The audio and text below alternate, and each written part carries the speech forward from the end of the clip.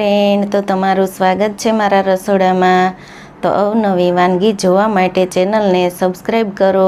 જો મારો વિડીયો ગમે તો વિડીયોને લાઈક કરો, શેર કરો, કમેન્ટ કરો। બાજુમાં રહેલ બેલ આઇકનને દબાવો તેથી નોટિફિકેશન તમને રોજ મળતું રહે। આજે હું તમારી સાથે શેર કરીશ મકાઈના ભજીયાની રેસીપી। તો ચાલો શરૂ કરીએ રેસીપી। ભજીયા બનાવવા માટે મેં 500 ગ્રામ દેશી મકાઈ લીધેલી છે। તો આપણે આ મકાઈને ઉપરથી દાણાનું કટિંગ કરી લેશું। આપણે મકાઈને આ રીતનું કટિંગ કરી અને દાણા કાઢી લીધા છે। તો હવે આપણે તેને ક્રશ કરી લેશું। આપણે મિક્સર બાઉલમાં દાણાને એડ કરી દેશું। આપણે તેમાં 2 નંગ લીલા મરચાં અને 2 ઇંચ આદુના ટુકડા તેમાં એડ કરી દેશું। 15 થી 17 કળી લસણની એડ કરી દેશું। તો આ બધી જ વસ્તુને આપણે ક્રશ કરી લેશું। તો મકાઈને આપણે ક્રશ કરી લીધી છે। તો આ રીતની ક્રશ કરવાની, સાવ એકદમ પ્યોરી નહીં બનાવવાની।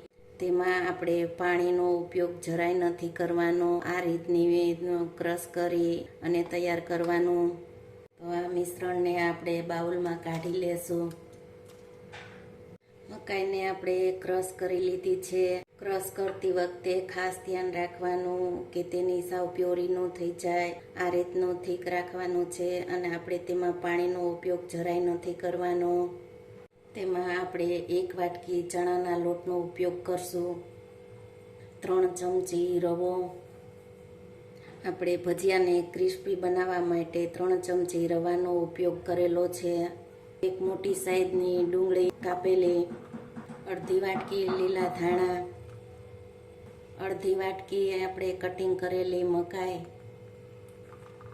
અડધી ચમચી હિંગ, અડધી ચમચી મરી પાવડર, અડધી ચમચી ખાંડ, સ્વાદ પ્રમાણે મીઠું, 1 લીંબુનો રસ એડ કરશું।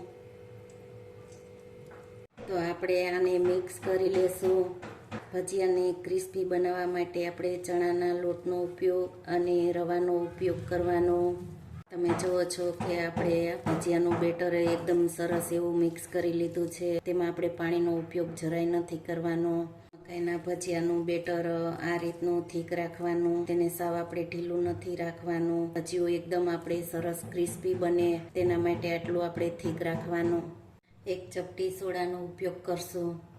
તો તેના માટે આપણે લીંબુના રસનો ઉપયોગ કરશું। સોડા એક્ટિવેટ થઈ જાય અને આપણે મિક્સ કરી લેશું। તો આ રીતે તેલને ચેક કરી લેશું। જો આપણું ભજીયું આ રીતનું ઉપર આવે એટલે તેલ આપણું પરફેક્ટ ગરમ છે। તો આ રીતે નાના નાના ભજીયા આપણે મૂકશું।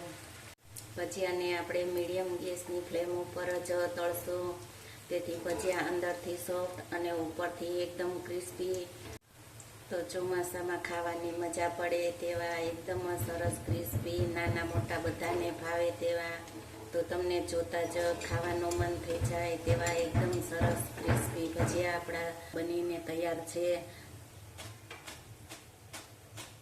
ભજીયાને સાંજે જમવામાં કે સવારે નાસ્તામાં આ ભજીયાને તમે ખાઈ શકો। તમે ભજીયા તો ઘણીવાર બનાવતા હશો, પણ આ રીતના મકાઈના આવા ભજીયા તમે ક્યારેય નહીં બનાવ્યા હોય તો આ રીતના ભજીયા એકવાર ચોક્કસથી ટ્રાય કરજો। ક્રિસ્પી ભજીયા એકદમ સરસ એવા। જો ચોમાસામાં આ રીતના ગરમા ગરમ ભજીયા ચા સાથે હોય તો ખાવાની બહુ જ મજા પડે। તો આપણા ભજીયા એકદમ સરસ એવા ક્રિસ્પી તમે જુઓ છો બની અને તૈયાર છે। તમે એકવાર આવી રીતે ભજીયા બનાવશો, અનેકવાર ભજીયા બનાવશો। તો તમને આ મકાઈના ભજીયાની રેસીપી કેવી લાગી? જો તમને આ રેસીપી ગમે તો વિડીયોને લાઈક કરો, શેર કરો, કમેન્ટ કરો। બાજુમાં રહેલ બેલ આઇકન દબાવો તેથી નોટિફિકેશન તમને રોજ મળતું રહે। આપણા મકાઈના ભજીયા ગરમ બની અને તૈયાર છે, તમે જોઈ શકો છો। તો આપણા મકાઈના ભજીયા એકદમ સરસ બજારમાં મળે તેવા અને તૈયાર છે। આ રીતના ભજીયા બનાવશો તો તમે બજારના ભજીયા ભૂલી જશો। તો ભજીયા આપણા બની અને તૈયાર છે, તો તેને ચટણી સાથે સર્વ કરી લેશું। તો તમે જુઓ છો કે ભજીયા આપણા એકદમ સરસ એવા ક્રિસ્પી, ઉપરથી એકદમ ક્રિસ્પી અને અંદરથી એકદમ સોફ્ટ. તો ભજીયાની રેસીપી તમને કેવી લાગી